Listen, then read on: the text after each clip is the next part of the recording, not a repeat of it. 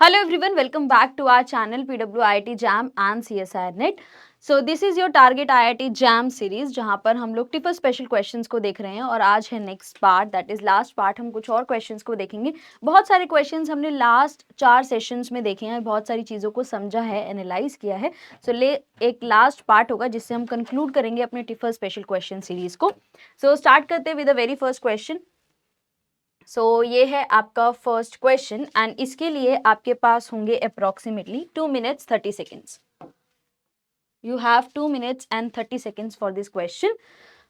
Basic चीज यहाँ पर जो आपको ध्यान में रखनी है कि आपको हर एक स्टेटमेंट को बहुत अच्छे से पढ़ना और समझना है। जितना अच्छे से आपको चीजें समझ में आएंगी, पॉइंट्स समझ में आएंगे, उतनी ही क्लैरिटी से आप कर पाएंगे इस चीज को।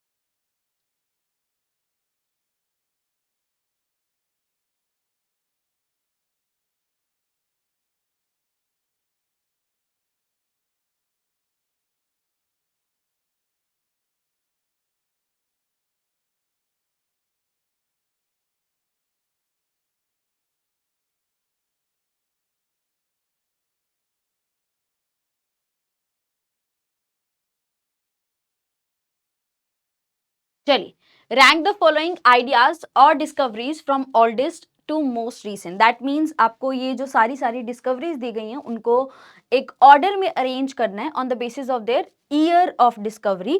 सबसे पहले आपको ओल्डेस्ट वाली रखनी है एंड मोस्ट जो लास्ट में आएगी वो मोस्ट रीसेंट वाली होगी। तो सबसे पहले ओल्डेस्ट कौन सी है? Living things best suited to their environment are more likely to survive and reproduce and pass their characteristics to future generations. That is हमारा survival of fittest। जो better होगा वो अच्छे से survive करेगा और अपने आप को flourish करेगा, grow कराएगा। ये है oldest। तो ये होनी चाहिए हमारी 1 second। ये है oldest discovery। तो सबसे पहले हमें second चाहिए। सबसे पहले हमारी सेकेंड आएगी। उसके बाद हमें देखने को मिला Mendelian inheritance. Different pair of alleles are passed on to the offspring independently of each other, Mendelian inheritance. Next was fourth. उसके बाद DNA is the molecule responsible for heredity, that is first वाली statement. And last जो है that is molecular structure of DNA corresponds to a double helical. ये most recent discovery है, that is third. तो sequence देखें, second, fourth, first and third, that is option number C is the correct answer. Next question, this is of 1 minute। 1 minute का time है आप लोगों के पास। ध्यान से पढ़िएगा क्या पूछा गया है इस क्वेश्चन में। बहुत जरूरी है समझना कि एक्चुअली क्वेश्चन पूछ क्या रहा है।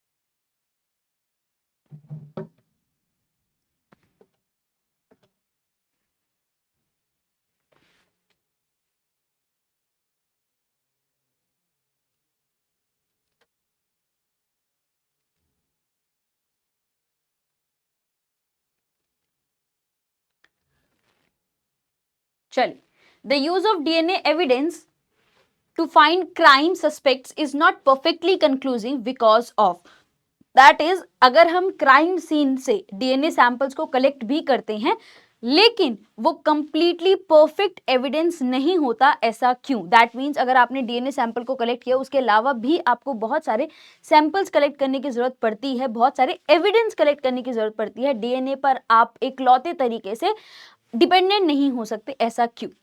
क्यों रीजन है? Degradation of the sample. हो सकता है कि डीएनए सैंपल जो है वो कुछ टाइम बाद डिग्रेड हो जाए, that can not be used. Contamination, definitely अगर क्राइम सीन पर, ऑब्वियसली क्राइम सीन पर इकलौता क्रिमिनल थोड़ी आता है, वहां पर बहुत सारे लोगों ने विजिट किया होता है, तो बहुत सारे लोगों का डीएनए वहां पर कंटामिनेशन कॉज कर सकता है, तो that could also be a reason. Insufficient data to match one individual uniquely, and the last one is all of the above, obviously all of the above. DNA, small amount of DNA एक organism का है, individual का है, वो unique होता है, लेकिन completely unique तो नहीं होता ना, कि मेरा डीएनए जो है वो कंप्लीटली इकलौता मेरे जैसा हो, नहीं, it matches with different individuals, so that could not be a supporting evidence, तो all of the above is the correct answer.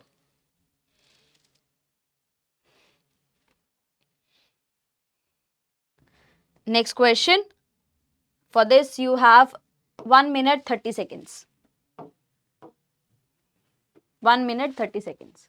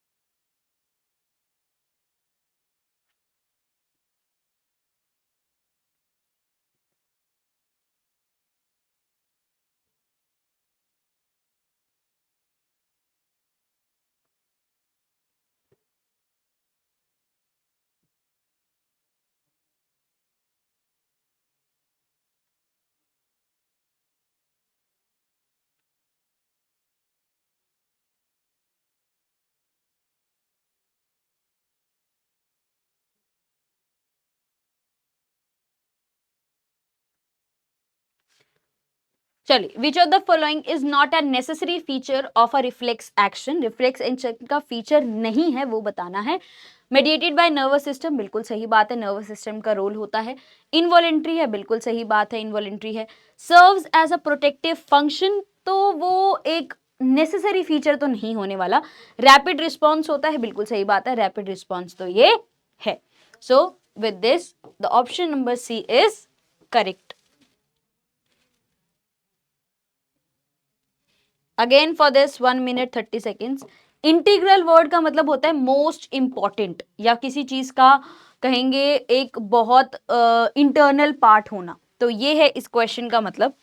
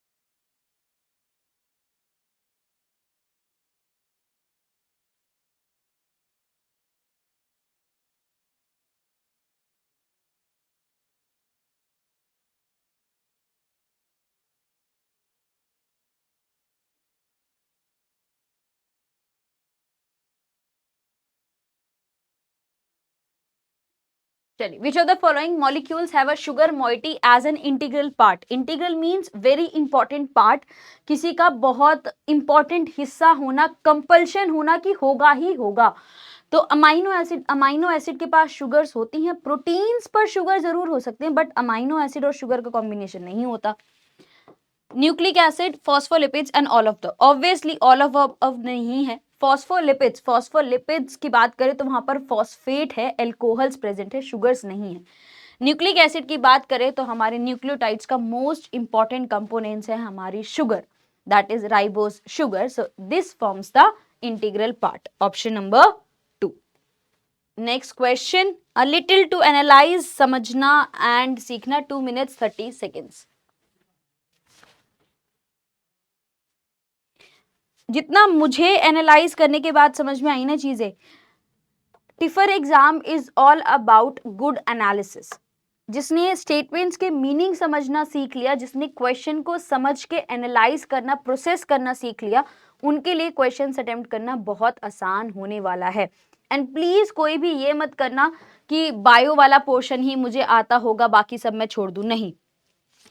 Journal science वाला जो पार्ट है उसमें भी बहुत सारे क्वेश्चंस ऐसे होंगे जो जर्नल बायोलॉजी से होंगे, जो आपको बहुत अच्छा एक रिजल्ट दे सकते हैं। फिजिक्स में भी एक दो क्वेश्चंस आपको दिख जाते हैं, केमिस्ट्री में तो डेफिनेटली दिख जाते हैं एक दो क्वेश्चंस ऐसे जिन्हें आप बहुत आसानी से अटेम्प्ट कर सकते हैं। तो उन सभी चीजों का एडवांटेज लेना सीखिए, क्वेश्चन को पढ़ना, जानना, प्रोसेस करना सीखो।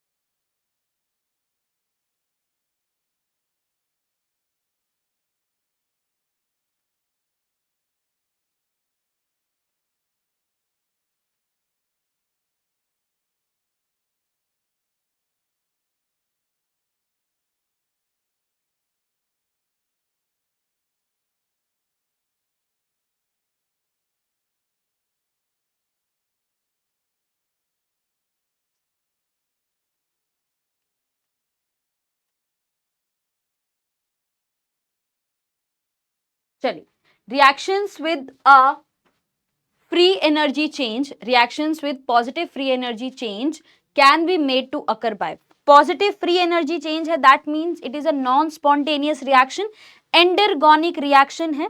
अगर पॉजिटिव फ्री एनर्जी चेंज है, दैट मीन्स जो रिएक्शन है वो नॉन स्पॉन्टेनियस है, एंडरगोनिक है, एनर्जी सप्लाई करनी पड़ेगी तो रिएक्शन होगी। अब कैसे करा सकते हैं? पहला ऑप्शन कहते हैं coupling them with exergonic reactions via common intermediate. बिल्कुल सही बात है, आप एक्सर्गोनिक के साथ अपनी वाली एंडरगोनिक को रख दो। एक्सर्गोनिक जब एनर्जी को रिलीज करेगा वो एनर्जी फ्यूल कर देगी हमारी एंडरगोनिक रिएक्शन को। दोनों को कपल कर दो, जोड़ दो, यहां से आने वाली एक्सर्गोनिक से आने वाली एनर्जी एंडरगोनिक को फ्यूल करेगी, स्टार्ट कराएगी एंड कंप्लीट कराएगी। तो बिल्कुल सही स्टेटमेंट है। उसके बाद coupling them to hydrolysis of ATP, ये भी बहुत आसान है समझना। ATP form of energy supply कर रहे हैं और हमारी एंडरगोनिक रिएक्शन हो जाएगी। तो अगर आप इससे समझो, दो ऑप्शन सही करते ही, जो बहुत कॉमनली आप बहुत आसानी से समझ सकते हो कि ये दोनों तो सही ही हैं, तो आपका ऑल ऑफ द अबव जो है वो सही हो जाता है। तो correct answer is all of the above. अब जो कंफ्यूजन आप लोगों को आएगी कि बी वाला क्या कहता है, बी वाला कहता है manipulating the concentration of products and reactants. ये आपके सेल में होता है। सेल अपने मेटाबॉलिज्म को कैसे चलाती है? सेल अपने मेटाबॉलिज्म को इसी तरीके से चलाती है कि अपने जो रिएक्टेंट्स हैं उनकी कंसंट्रेशन को बहुत ज्यादा रखती है और प्रोडक्ट्स की कंसंट्रेशन को कम रखती है। एज अ रिजल्ट रिएक्टेंट्स जो हैं वो केमिकल रिएक्शंस परफॉर्म करेंगे, मेटाबॉलिज्म करेंगे एंड प्रोडक्ट्स का फॉर्मेशन करेंगे। तो अगर आप कंसंट्रेशंस जो है रिएक्टेंट्स और प्रोडक्ट्स की उन्हें मैनिपुलेट करते हो, रिएक्टेंट्स को एट हायर कंसंट्रेशंस रखते हो एंड प्रोडक्ट्स को एट लोअर कंसंट्रेशंस रखते हो, तो उससे भी आप एक एंडरगोनिक रिएक्शन को प्रोसेस करा सकते हो, स्टार्ट करा सकते हो। सो correct answer is all of the above. चलिए 1 minute for this question.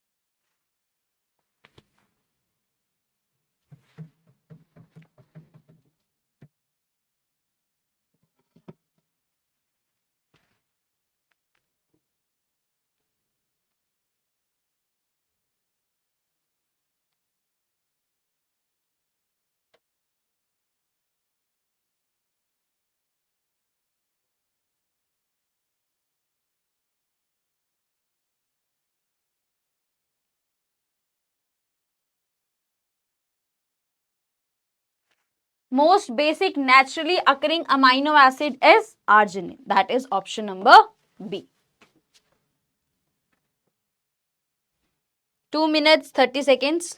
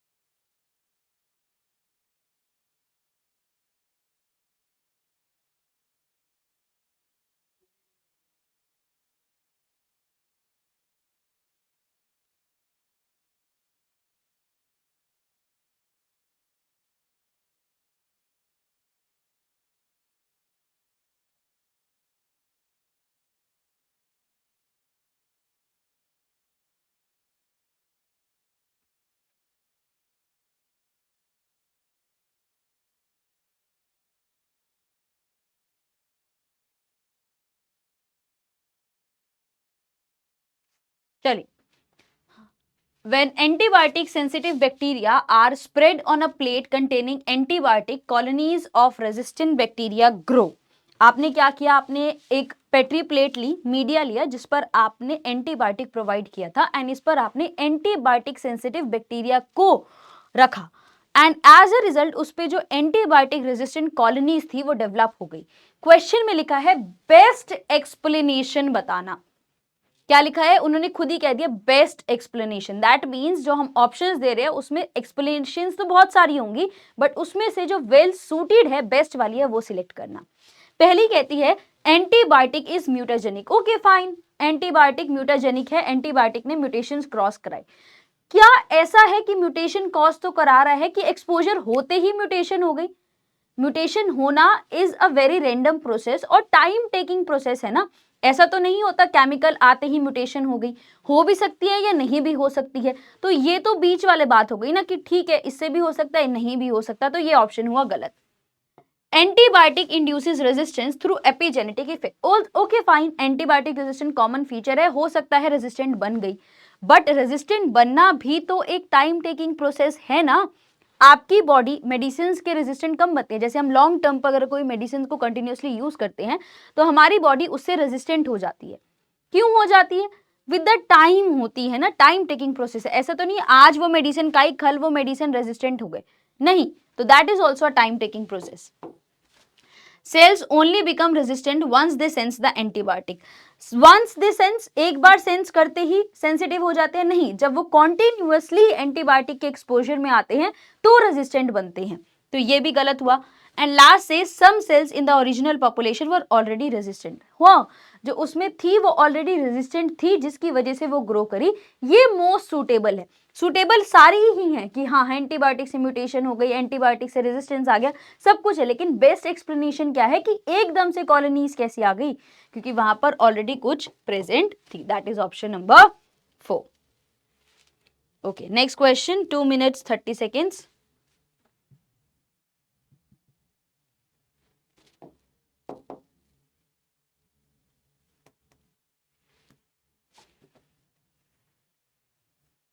Two minutes 30 seconds.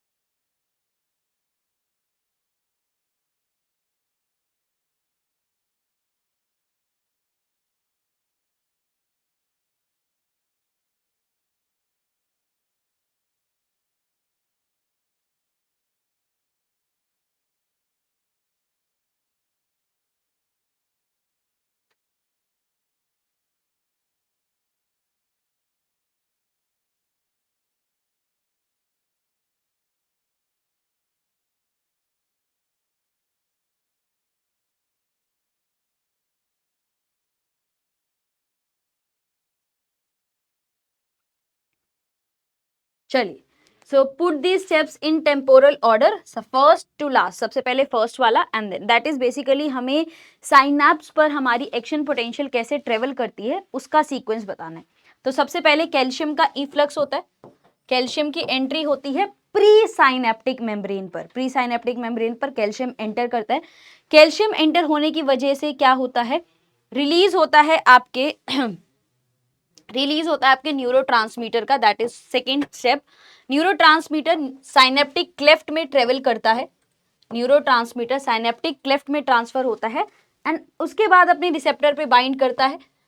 जब बाइंड कर जाता है तो सोडियम आयंस का इफ्लक्स होता है, इनफ्लक्स होता है, सोडियम आयन एंटर्स करते हैं एंड फाइनली एक्शन पोटेंशियल का जनरेशन होता है। तो मैच करें तो सबसे पहले है third, fourth, first, second, third, fourth, first, second, that is option number D.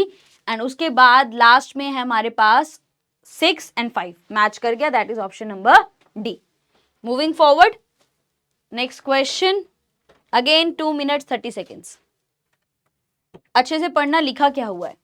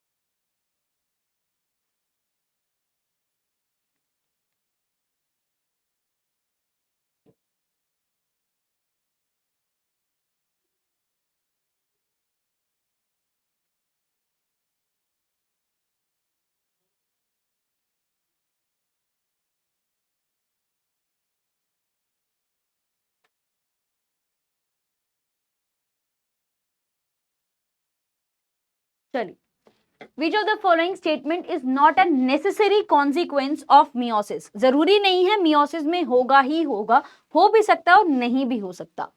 So chromosome number remains constant generation after generation, बिल्कुल सही बात है, generation after generation we are constant with the question chromosome number. Each daughter cell receives the same number and kinds of chromosome. Her daughter cell का जो number है, chromosome number है, वो तो सेम होता है, पर क्या काइंड भी सेम होता है? नहीं। अगर रिकॉम्बिनेशन हुआ तो जेनेटिक चीजें जो हैं, जेनेटिक कॉम्बिनेशंस जो हैं वो चेंज हो जाते हैं, तो हो भी सकता है, नहीं भी हो सकता, नेसेसरी तो नहीं है। तो ये हुआ correct. Each generation has a different genetic material, बिल्कुल सही, we are very different from our parents, तो ये बिल्कुल सही बात है। 4 daughter cells are produced, ये भी बिल्कुल सही है। So correct answer is option number B, each daughter cell receives the same number and kinds of chromosome. Same number of chromosomes तो होते हैं, बट काइंड जो होता है वो डिफरेंट हो सकता है based on recombination. Next question, for this you have 1 minute 30 seconds.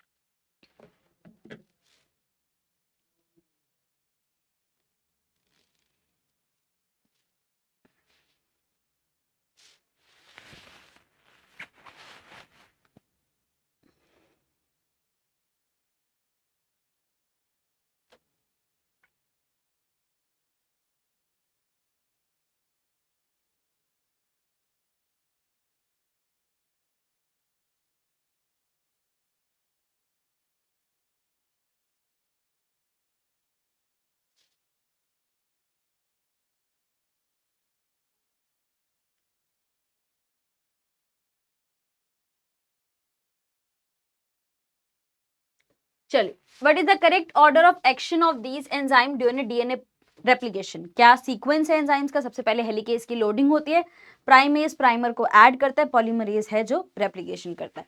So this is the correct sequence, option number A. Next question, again 2 minutes 30 seconds.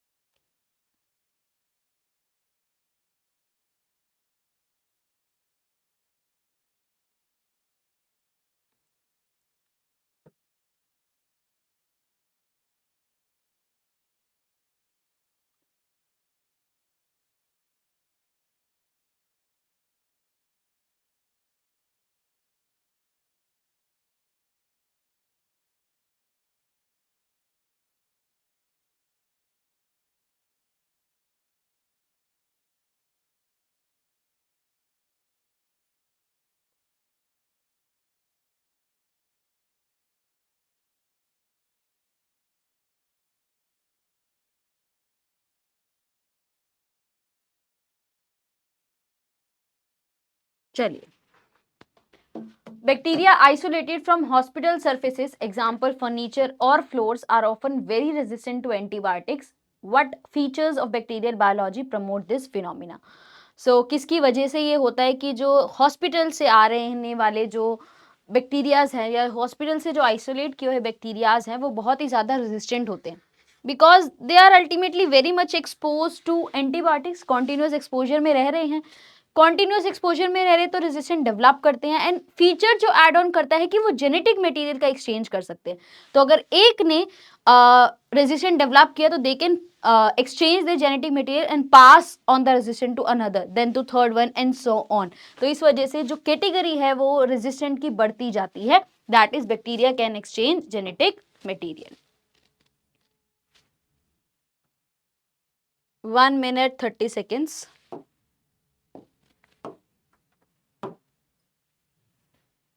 1 minute and 30 seconds.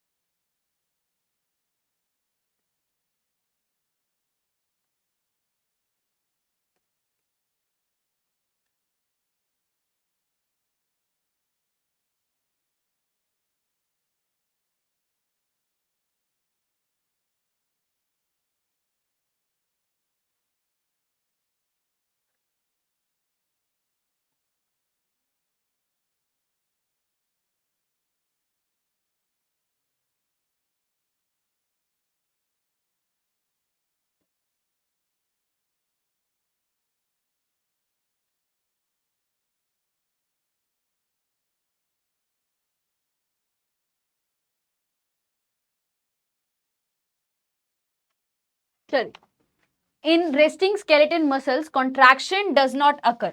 तो अगर resting stage में है तो क्यों नहीं हो रहा है? क्योंकि कैल्शियम जो है that is stored in the endoplasmic reticulum. Calcium नहीं होगा साइटोप्लाज्म में तो मसल कॉन्ट्रैक्शन भी नहीं होगा। There is very little calcium in the cytoplasm. Option number C. Next question, 1 minute 30 seconds.